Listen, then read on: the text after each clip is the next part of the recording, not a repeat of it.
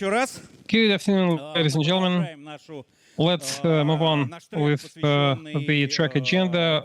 The track is devoted to the Chief Information Security Officers, either the present, future, or CISOs. Let me introduce those people who will answer your questions. By the way, we have a QR code on the screen. By scanning the QR code, you will get access to a Telegram channel that you can use to submit the questions to all the participants. Since, we don't have a roving mic, please use the Telegram channel to submit your questions. Let me introduce the panelists to you. Lev Shumsky from Yandex Cloud, Sergey Demidov, the Moscow Exchange, Ilya Borisov, VK, Ilya Zuev, MTS Bank, Alexey Volkov, an independent expert. I'm sorry, he's a dependent expert. And last but not least, Konstantin Titkov, Gazprom Bank. So, gentlemen, our discussion is going to be devoted to the topic of a contribution by a CISO. It's a point for discussion. Some people say that the CISO should comply with the regulator standards and requirements. Some people say that business KPIs are the topmost priority. Some people say we don't care about business. We will decide on our own what is it that we're going to do, which will be helpful for the business. Let's start with Lev, if I may. Just an express poll. What do you think your KPI should be? Thank you, Alexey, for the question. I hope you can hear me and we can see you, by the way. First and foremost, let me start by saying that I'm a serial banker. In the past 2 decades, I specialized in banking security. Banks or banking industry is the most regulated industry in Russia. And the main KPI for a bank CISO, I mean, one of the KPIs is ensuring compliance with the central bank bylaws and requirements. This is also true for the Federal Security Service, the Russian Communications Supervisory Agency. So it's one of the KPIs. A banking industry CISO should focus on the business requirements, and his task is to help the business make more money through, how do I put it in Russian? Through ensuring cyber resilience. Yeah. Perceived cyber security for the bank and its customers. In a nutshell, this is it. Thank you. Sergey, what do you think? I believe that, this question has been answered by someone else for us as part of the Executive Order 250. Deputy head should be appointed, and he's going to be responsible for the cybersecurity. That's the answer to the question. Deputy chair of the board should be aligned with the business goals, and the main business goal is making money. And the system of checks and balances is another must, which means that responsibility for breaching cybersecurity rules should be higher. Therefore, CISOs who are now deputy chairs of the board or part of the top management team are motivated by financial means, and one of their goals is to make sure that more new products and new systems are rolled out in the market and more profits are made. On the other hand, they are bound by their personal responsibilities, and that means that can go to jail for breaching certain rules. So I guess financial incentives should be in place. Ilya, what do you think? Any CISO should work well, because otherwise, why did you look at Alexei? On a serious note, it seems to me there is no one-size-fits-all approach. You cannot say that CISO works well or doesn't work well, because goals for different companies are totally different. Some companies focus on regulatory issues more, some on business KPIs. And if the CISO complies with the goals set by the top managers, then he is good. Based on your brief answer, I might draw a conclusion that a pretty lady should be appointed a chief information security officer, and the top managers will like her. You're saying it's bad. I'm not saying it's bad. How come you're on the stage? Because you invited me here, right? Спасибо. Илья. Thanks for that. Ilya, what's your take on that? I would say that the CISO's main job is to protect the business against the relevant threats. In other words, you have to come to the business and ask them, what do you want to protect against? What are the risks or inadmissible, non-tolerable events are important for you? And based on that, based on the business needs, you have to use your knowledge or augment it to come up with the list of key risks and protect the company against that. And if these risks never come true, then the CISO is good as an expert. Alexei, he is a dependent expert, like I said. Right. Well, ladies and gentlemen, let me put it this way. All the previous panelists mentioned formal KPIs, or I would say formalized KPIs that might not exist in a company altogether, because every single company understands information security in its own way.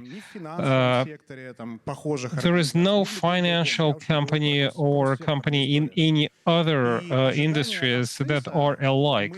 Therefore, expectations towards a CISO, and right after the session, by the way, we will be discussing the very term of the Chief Information Security Officer, because it's a diluted definition, and depending on the company, depending on the position of the CISO, is he closer to the CTO or CSO or CEO, the expectations are different. For instance, I used to have a boss, and I asked him directly, by the way, what do you have expectations towards me as a boss? And his answer was as follows: I have 5 acquaintances, cool acquaintances in the IT industry, and if they tell me that your security is top-notch, then you're good. And I had to formalize these expectations in the form of some measurable, understandable goals, and I started working on them. Another goal was 0 DDoS attacks, 0 downtime, and it's up to you how to ensure that. So a goal of any company is to make money. However, you can also argue against that. You probably saw the Silicon Valley movie, series, and the guy he invested in various startups. So and he asked them, no one cares about the profits, but everyone focuses on the share prices. So there is a formal agenda and there is an informal agenda, and you as a head of a department should be proficient in the non-formal, informal goals, because the business owner might have created the company just to surprise his ex-girlfriend, to show her that he is an achiever, not a loser, as she believed. So you have to be clear on the context and the company you work for. Only after that can you start discussing the results and the formalized results. And this is it. Thank you so much. Konstantin? Коллеги, добавлю к этому следующее. Let me add the following, ladies and gentlemen. I see the outcomes of you as CISOs in the form of the established process which is aligned with the goals of your company, which means that you have to be aligned with the business KPIs. Business continuity is another priority, and your results should be measurable, either quantitative or qualitative, such as feedback from 5 cool acquaintances from the IT industry. Right. I've been listening to you attentively, and I share the view of Sergey because he was very specific. You have to ensure profitability of a company, and all actions of the CISO should be aimed at boosting the profits. The rest of you were vague about taking into account the goals and the interests of the business, and so on and so forth. Can you share with us your goals that have been assigned to you or that you have assigned to your own self? What are the three main KPIs that you're judged against? For instance, zero DDoS attacks or positive feedback from the 5 friends of the boss. Sergey, how about you? Let me expand on what I already mentioned. You believe that there is a person in a company, for instance, an owner who knows the right answer for like the zero DDoS attacks. The way I collaborate with my top managers is just the opposite. I come to them and I tell them zero DDoS attacks would cost you this much. 1 hour of downtime is going to cost you Y amount of money, and a downtime of a day will cost you that much. So ask them to select what's important for you as a business, and then we discuss the business KPIs and how to achieve them. And then we break it down to specific metrics. We have risk metrics starting from the risk appetite. So it's not just about the owner. We have the board, we have a supervisory board with shareholder representatives, and they specify the risk appetite, the non-tolerable events, inadmissible incidents, the number of admissible incidents, their scale, and the losses in monetary terms, which are not zero, which means that I can cascade these metrics in a more technical way to my team. So it's a waterfall. The top managers think about the money, and we discuss with them how much we're prepared to lose, and so on and so forth. And then we translate it into technical metrics such as the number of DDoS attacks and so on and so forth. Ultimately, my people have KPIs, they understand what needs to be done, and we ensure profitability for the company. So metrics are specific, but they're different at different levels. Lev, go ahead. Well, I share the view of both Sergey and Ilya in terms of the risk appetite. That's exactly what we do in our company. We also do risk evaluation. And based on the risk appetite of the business that understands that this particular level of risk is acceptable and I'm prepared to pay for that much, or avoid the risks in the first place. I just lost track of my thoughts. Help me out here. Well, I cannot keep track of your thoughts, you know. Hold on a second. Let me try to remember what I wanted to mention. Right. Who defines the risks? Let's say Sergey comes up with several options that he puts on the table, similar to a marketing department. You know, low, medium, and high level of risks, and people probably choose the middle level of risks. Who defines risks in your case? Well, we have a risk committee and a CEO who is responsible for risk evaluation and acceptance. But like I said, we have a general risk committee, and a decision is is made by the committee. And I'm responsible for, I used to be responsible for the security, and the acronym was Deputy Chair of the Board. DCB. So after risk evaluation, what we do is we approve or do not approve the budget and roll out preventive measures. Can you name a couple of risks that you're responsible for in the cybersecurity domain? Or like Sergey said, you can map just how do you translate the high-level risks into the technical risks that you're responsible for? Well, the high-level risks is the lack of fines imposed by the central bank during the various desk-based reviews. Yandex Cloud. I'm not talking about Yandex Cloud.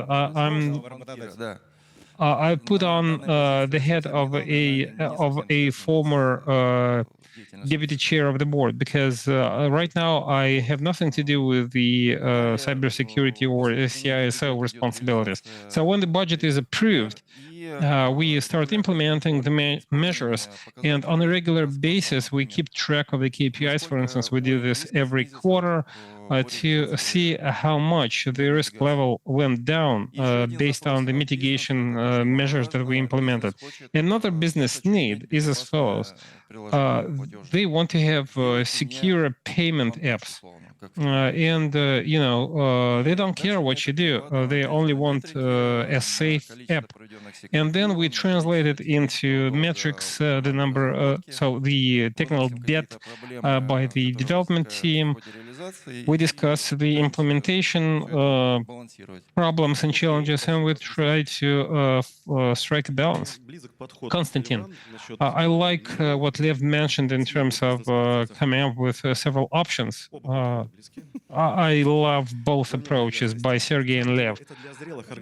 But this is the right approach for mature companies. In Gazprom Bank, since we are part of a group of companies with different levels of cyber maturity, what we see is that this approach does not always work in certain types of companies.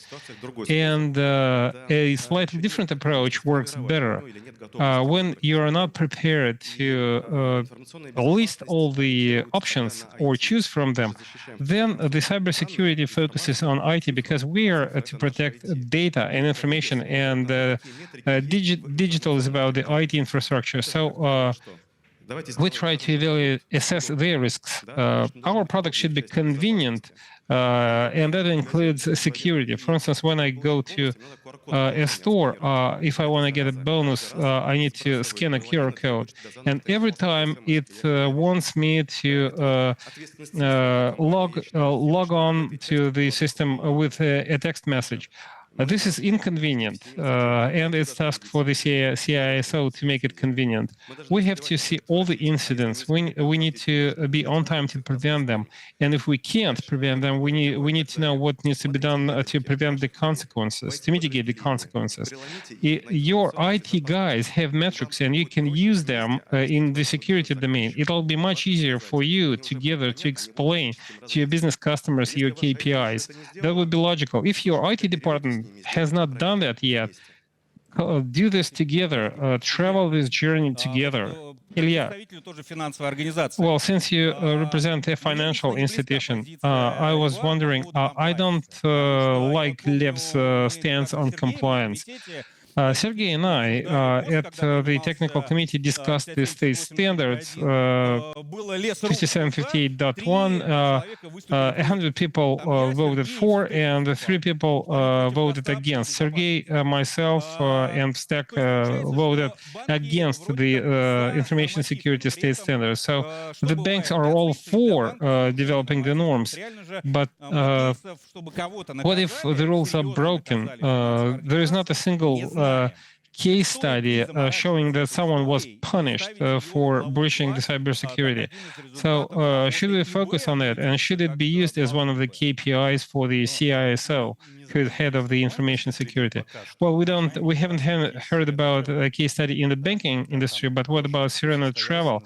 This is a case that dates back to January. The cyber attack was missed. Publicly, they stated it was a DDoS attack, but actually it wasn't. So we have some precedents, and the regulators are doing a good job. And the standard that you mentioned is also good. It translates lots of important things. However, the CISO needs to make sure that not only these standards are complied with, he needs to roll out the processes, the right processes, and sometimes they go above and beyond the requirements of the regulator. CISO is there to ensure that the interests of the business are met. So it's his job, well, at least this is my opinion, it's his job to ensure protection, risk mitigation for those risks that are important for the business, while, as Konstantin mentioned, maintaining usability, convenience, business continuity without complicating or over-complicating, rather, the business processes. When you come to a business representative and ask him or her, what do you want from me? What's critical for you? Sometimes you get totally different answers. And Alexei was writing pointing out, some people say we want zero DDoS attacks. And it could vary up to develop a paper or a standard that everyone would use in their daily activities. That's it. However, the task of a smart CISO is to push the business in the right direction to make sure that the business understands what cybersecurity is all about. It's not a one-off exercise. It's not about rolling out some secure cybersecurity tools and this is it. No, it requires constant improvement, and a human factor might be an obstacle. Let's say some companies have thousands of IT guys. Just one person makes a mistake, and that allows a perpetrator to penetrate the infrastructure. The encryption login systems can be compromised, and the CISO is there to prevent it. So the processes should be developed in such a way so that it would be too expensive for the attacker to penetrate. Everything should be transparent and visible. IT and information security should collaborate with each other. Let me give you the following example. We hired a red team, and it turned out that IT and information security never talked to each other. It took them a week to identify some tags, just because in a crisis they were unable to collaborate with each other. You have to test what you have developed. And for business, it's important to highlight the metrics showing your effectiveness in real life. For instance, bug eliminations, effectiveness of scanning, logs, EDR, CM coverage, and so on and so forth. And you have to prepare the business to use these metrics. You have to raise the awareness amongst the business representatives. I had the following cases in my experience. Your KPI is not to spend too much money because these are the in-house rules, but this is wrong. Right, Lev, did you want to add? Did you want to argue against that? Well, not to argue against it. You are saying that banks never punished anyone for breaching information security rules. Well, open publications, I'm not saying that it's a lot, but 3 million Russian rubles worth of fines were imposed for breaching information security. And by the way, the central bank can revoke a license from a bank. And, we were talking about CISOs punished. We were not talking about the banks themselves. Well, the public sources say, 3 million Russian rubles worth of fines, but, it's less than an average salary of a CEO or a top manager. Regulations are indirect tools. If you cannot punish for something a specific person, he or she will be punished for something other, and the punishment is going to be more severe. Let me focus on the financial sector. Can the CISO be punished for breaching the rules? Of course they can. And, if you get fired, then you might not find another job. But it's not done publicly because, the central bank does not want to put too much pressure on the banking sector. And they face the following dilemma. They want to digitize the financial sector. We're only talking about the severe regulations, but the central bank is there to ensure development of the financial sector. Let's say there are 10 IPOs, 5 CISOs who are punished. What's going to happen with the other 5 CISOs? They will just stop all the releases, CI/CD processes, because they do not comply with the central bank requirements. We will go back to the Stone Age in terms of financial sector development. And these are smart people. They understand this perfectly well. So this scary story that I'm going to be fired if I don't do this or that, it's out there and everyone knows about that. Ilya, go ahead. Now, hold on a second, Boris. In terms of methodology, if you were approached and asked, how do we measure the performance of the CISO? Well, our public opinion poll says zero incidents. This is the main metric that people believe they should be judged on. It's like, measuring the effectiveness of FEMA based on the lack of fires. It doesn't work that way. Let's be serious about that. Incidents will still happen. It's, our background as usual. We should not fight against incidents. We should strive to mitigate the consequences of incidents. Incidents will still happen. So the task of a CISO is to learn about the incident in real time, and his task is to minimize the damage through implementing the right processes. And the second approach would be to become a hard target, to be a very difficult target, so that attackers would try to penetrate a different company. How you can hardly quantify it. I can hardly say that there is a metric that would help you discern between a good CISO and a bad CISO. We're not here to evaluate the CISO. We're here to evaluate the security system of a company, which comprises several elements. Information security does not exist without IT. You could be discussing the greatness of a CISO, but if the IT platform is bad, then nothing is going to happen in terms of security. If the foundation is bad, then the house itself is going to be bad as well. So the performance of CISO is the overall impact on the company processes, and that includes the attitude of the management towards the information security risks and so on. Let me give you the following example. We talked about the regulations and the regulators.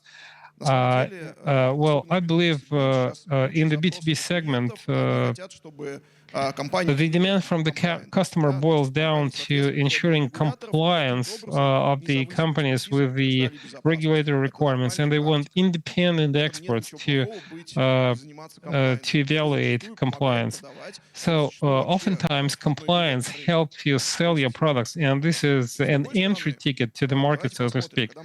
On the other hand, let's say you have companies that should have zero incidents. For a startup, the risk appetite is totally different from a mature company. Let's say you encrypt the infrastructure of the startup 100%. So maybe the startup company does not provide services to anyone yet. They will have to develop everything from the scratch. Does that mean that the CISO is bad? No. Resilience to attacks is not the top priority. Let me put it this way. Different tasks require different CISOs. Some companies require CISOs who are better in development. Others require people who are proficient in compliance. And the Russian fintech is unique in terms of technologies. Some companies require a CISO who is good in infrastructure such as MES, manufacturer execution systems, or SCADA systems. And the main metric for a CISO is to implement the goals set by the business. It's not something abstract. The contribution of a CISO is something that we do not see from the outside, unfortunately. Thank you so much for that, Alexei. The second most popular response in our public opinion poll is as follows. Сокращением потерь от инцидентов. Reduction of damage caused by incidents. You used to be a top manager in the industrial companies, big tech, and banks. Everyone is saying that we need to calculate the losses, but in real life, when you ask specific people, they say that unless you have a traffic light approach, you can hardly calculate the damage done by an incident. In monetary terms, people say that it's impossible to calculate the losses because everything is changing. That includes the base rate, the pricing policy. So should CISO deal with calculating the damages incurred, or should he say that we're compliant with everything and this is it? Thank you for the question. Right, so we talked a lot about the various options or the menu, as Sergey stated. It's a good approach, but the options should be different. A professional CISO should be proficient in any tool to pave the way for a dialogue. If you want to measure the results through the losses calculations, learn how to do that and come to your boss with a solution. If you want to use the traffic lights approach, do that. So it should not be about what we protect in terms of priorities, but rather a menu of tools that you are proficient in as a professional, and that you can come to your boss with to start a discussion. That will ensure a common view of the outcomes, and you'll be able to demonstrate different outcomes to different bosses at different levels. That's the first thing I wanted to mention.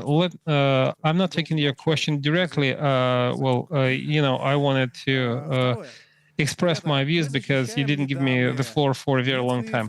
We're not protecting data. We're not protecting the digital space. And we don't protect the business because business is people. We are protecting people who have their own requirements, needs, concerns, and we use the relevant tools to do that. And that includes both top managers, rank and file staff, partners, vendors, and this is it. So this is what we protect, people. Everything else is secondary.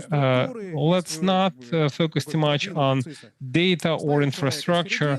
A person should be put in the middle, then the customer journey should be identified with the product features and the infrastructure. So the defense in depth looks just like that.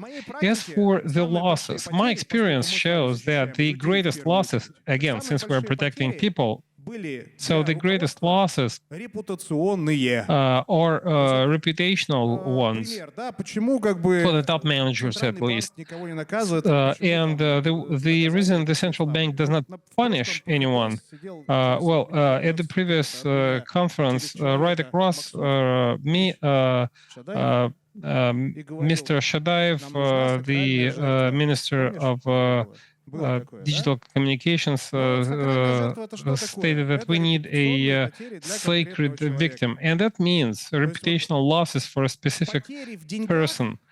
In other words, in monetary terms, we try to calculate the losses jointly with Ilya and his risk management department. Затрагивал один ключевой бизнес-процесс в компании.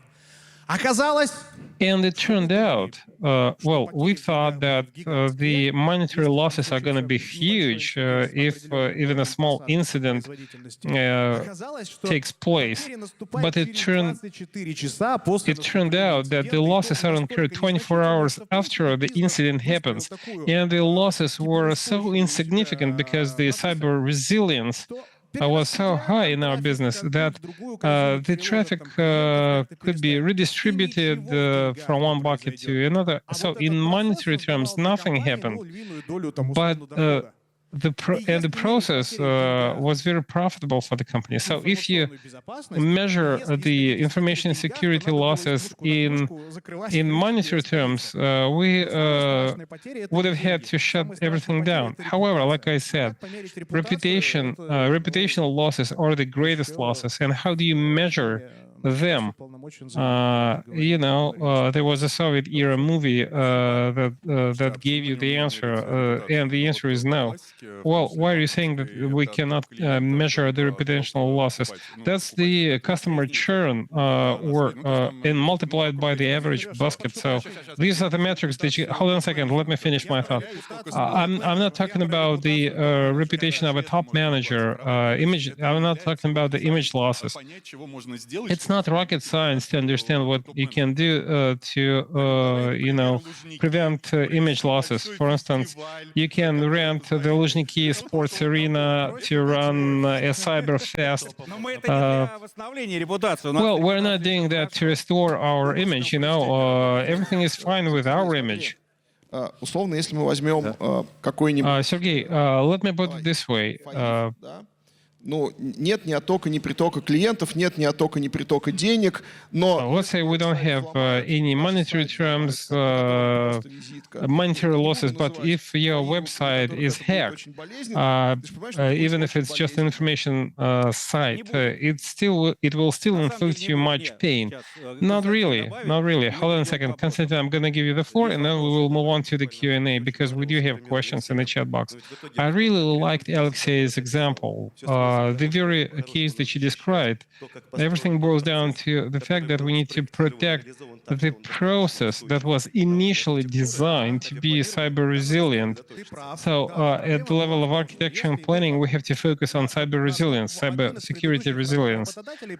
Exactly. One of the previous employers stated that the cyber security, information security efficiency should be evaluated using the following formula. Losses plus cost divided by the income. And the delta was extremely low. That's why we gave up this formula. In the case I cited as an example, well, if you use information security costs and multiply by damage divided by profitability, then the delta is going to be very low. However, the reputational losses were so huge that we can only allow a downtime of 15 minutes. The reputational losses started with a 15-minute downtime.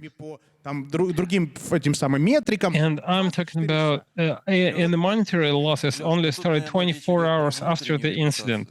But you're talking about the internal reputational losses. So it's not about the external reputational losses. No, we're talking about external reputation of the company in general and the CEO in particular. Hold on a second. I can no longer remain silent. Last year, we saw lots of examples when companies suffered huge reputational losses, but no one cared about that. They were just engaged in more marketing. And even this year, we have lots of such examples. So I don't think reputational losses are the most important ones. Let me interrupt you, if I may. Right. We will have a discussion with Alexei being the facilitator. We'll be discussing the reputational losses and whether the CISOs should take the responsibility for the fuck-ups, whether it's they're to blame or not. Let's move on to the Q&A. We have questions both in the chat box and we are really short of time. Right. Ilya, this question goes to you. One CISO in a German company with a turnover of $1 billion stated that the CISO is a scapegoat in any large-scale fuck-up. So his task is to cover his ass. And unless he does that, he is not a successful CISO. What's your take on that? Well, all I can say is that it's a good strategy. I mean, covering your ass with as much paperwork as possible is a good metric. I would say it's a good metric. And well, he might be criticized for that. Well, you used to work for a large German company. What's your opinion? Well, the Germans like paperwork. work. They like papers for every single process, and regardless of whether we're talking about information security or any other domains, they have too much paperwork. However, the Germans have a very peculiar risk appetite. They believe that all the risks should be almost zero. So zero downtime caused by DDoS attacks. So this is a strictly German approach.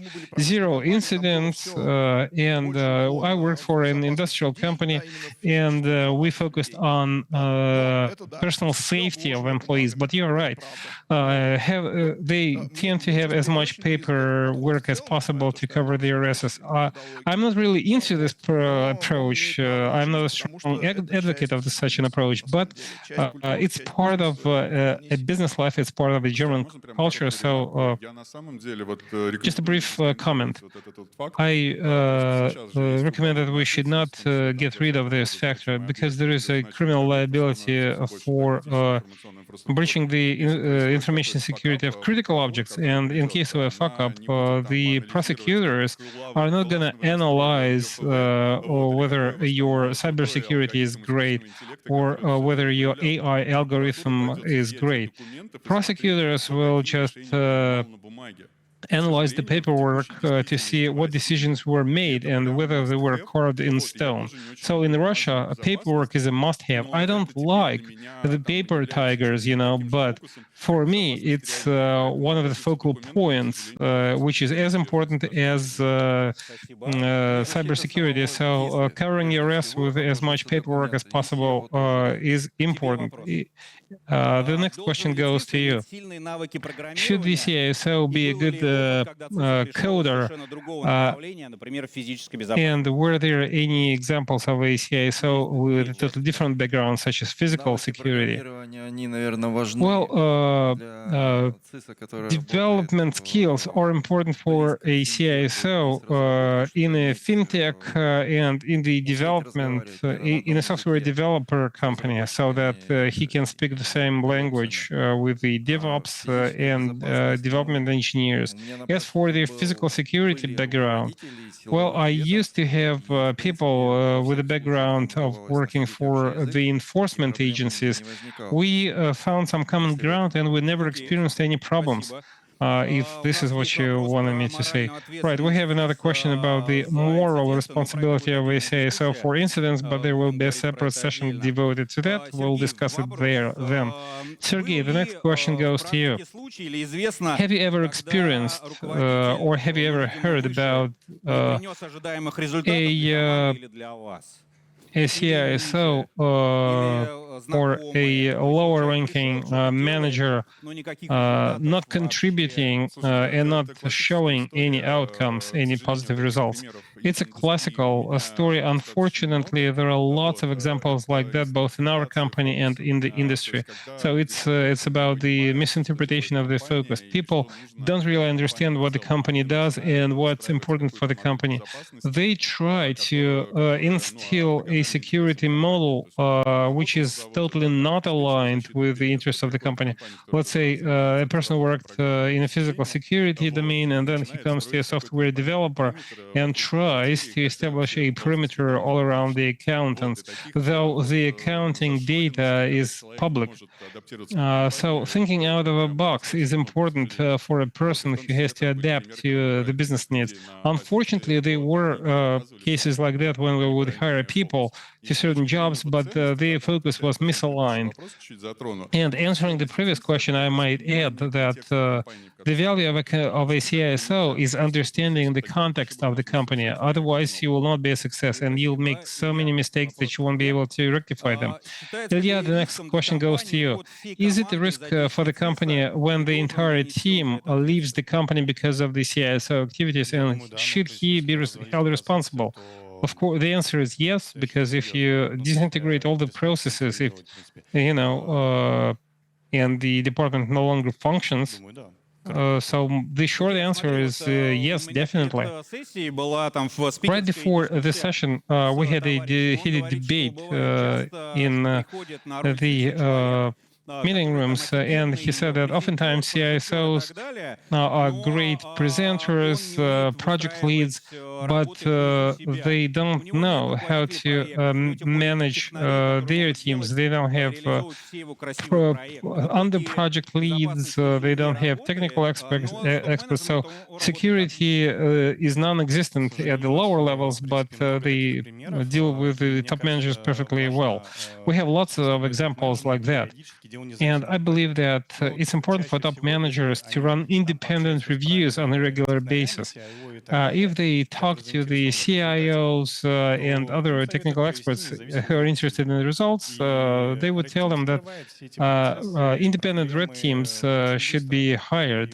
They uncover the bugs and vulnerabilities quite quickly. And it turns out that the result is non-existent. And everything boils down to the promises. Thank you. Konstantin, the next question goes to you. Who is to blame in the first place, the IT department or the information security department? How do they interfere in each other's work? What's more important, the left-hand side wall of the house or the right-hand side of the house? The roof is not going to stay in place if either one of them does not exist. And the roof protects everything else, so one cannot do without the other. Let's not deep dive into that because we're going to have a separate session on that. Right. We'll be discussing the IT and info security collaboration. Sergey, the next question goes to you. I am an information security expert in the outpatient clinic. Well, you've never had this experience, but nevertheless, in healthcare, the trend is as follows. Chief physicians do not care about the information security at all. And top managers are interested in complying with the regulators' requirements. So these requirements are only formalistically complied with. What should a CISO do to ensure proper data protection and get the right budget, as well as raise awareness of what we do amongst the top managers? Come to the MBA program at the Presidential Academy, and for 16 hours I will be talking about what the CISO should engage in. Right. And my last question to all the panelists is as follows. What colleges or courses should you recommend to boost the skills of a CISO? Alexei, I'm not going to give you the floor. Ilya, let's start with you, and we'll have to wrap up this session. Well, various courses and various universities are available. Just make your pick based on feedback. Let's say you are the source of the feedback. I oftentimes get the following question: where should I send my kid to study to become an information security expert?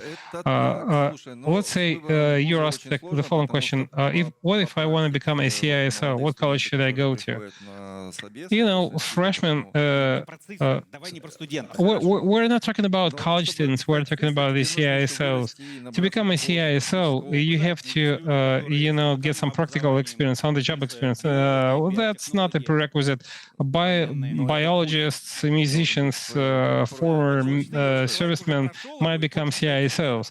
Well, you already worked as a CISO. Or what would your advice be to those who want to become a CISO? Is there a place to study to become a CISO? My short answer is no. As Alexei mentioned, you can take an MBA program to better understand how to talk to the business. It's desirable to have a mentor to learn from. And soft skills are also important for the CISO. Not only will you be talking to your own team, but also to the top manager. So you have to be proficient in driving the message home. Right, got it. Sergey. Well, The answer to this question is in the future. A person wants to study somewhere right now to become a CISO in the future. So who is it we're talking about? I believe that CISOs are going to be managers and risk managers in particular. So take MBA courses and MBA programs focusing on risk management skills and management skills so that you are able to speak the same language with the top managers. As for the specific organizations, the central bank runs its courses in the financial academy. Ну, я как Алексей предвзятый немножко. Just like Alexei, I'm a bit biased. Серьезно, But on a serious note, I believe that the best skill for the CISOs is just practical life. I'd like to avoid saying that there are great colleges, great professors, or great programs. There are great colleges, professors, and programs, but a combination for a specific CISO might be different. Even if you take the panelists, we're all different. Our backgrounds are different, and we experience different things in our careers. So I believe that the only way is to lifelong study. Real life is the best school for any CISO. Ну, хорошая такая практика. One of the best practices is to study as much as possible, share your experience, but not just by listening, but rather Показать, как это работает, как это устроено, как by on-the-job training, hands-on training, and many companies are willing to show how everything is done in-house, and this is the most valuable experience ever. Ilya, go ahead. I'll try to be brief. If I was asked where I should send my kid for him to become the CISO, I would say anywhere they teach information security and the most difficult, the most demanding college. Are you talking about the Academy of the Federal Security Service? No, I'm saying that the CISO will face lots of challenges. So as earlier as he starts practicing facing them, the earlier he starts practicing facing them, the better. Well, the Moscow Institute of Technology and Physics and Technology. Наполнение курса, потому что ты выходил в жизнь, и ты... Their curriculum was not the best, and sometimes it was not aligned with real life, but it was so demanding. The studying there was so challenging. Encryption, mathematical analysis were very demanding courses. Поэтому это очень хорошая школа жизни. So it's a good school, and for any CISO who wants to be able to meet any challenge. Konstantin, go ahead. Коллеги, я за обучение на практике. Well, I'm a strong advocate of hands-on training. If you want to become a CISO, become a CISO in a company that you're scared about, but not as scared as to be paralyzed. Or, establish your own company and become a CISO. Well, in our country, companies are being created or being registered. So, and you have to become a CISO in a subsidiary so that you have a supervisor, a mentor in a parent company who will help you develop. Stop advertising subsidiaries. Well, this is done for our subsidiary CISOs to become cool experts. Thank you so much to all the panelists, and I'd like to thank everyone following us online and who attended this session here in this conference hall. I liked the question about the scapegoat. I hope the author of this question is in this room. He is here. We're going to give you a gift for the best question. And once again, I'd like to thank our panelists, Lev Shumsky, Sergey Demidov, Ilya Borisov, Ilya Zuev, Alexei Volkov, and Konstantin Titkov. And my name is Alexei Lukatsky. Thank you so much for your attention.